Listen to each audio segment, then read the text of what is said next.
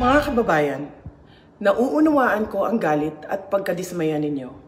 Nauunawaan ko ang galit ng taong bayan sapagkat sa nakalipas na ilang buwan, bago pa man sumabog ang issue sa flood control, madalas na akong nakikipag-usap at nakikinig sa mga hinaing ng ating mga kababayang overseas Filipinos ukol sa transparency, accountability, peace, at security.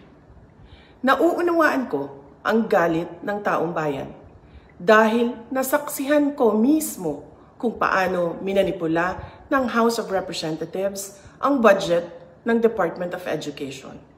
Sa halip na sundin ang listahan ng DepEd upang matugunan ang malalang kakulangan sa classrooms, misulang ginawang pork barrel ang pondong nakalaan para sa kabataang Pilipino at pinaghati-hatian ng mga kongresistang malapit sa mga makapangyarihan.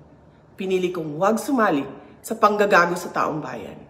Sa aking pagbitiw bilang kalihim ng DepEd, ininda ko ang kaliwat kanan na atake kasama na ang impeachment para lamang mapagtakpan nila ang katiwalian sa 2025 budget.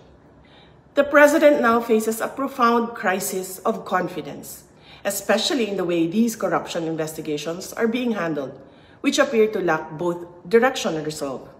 We also seek clear answers on how a budget that deprived Filipinos of billions and billions of pesos was approved under his watch.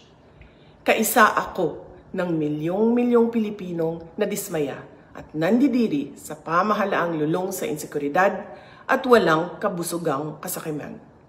Ang karapatan nating magsalita at magpahayag ang sandigan ng demokrasya. Dapat itong pakinggan ng pamahalaan, hindi para isang tabi at baliwalain lamang. We Filipinos deserve better. Shukran.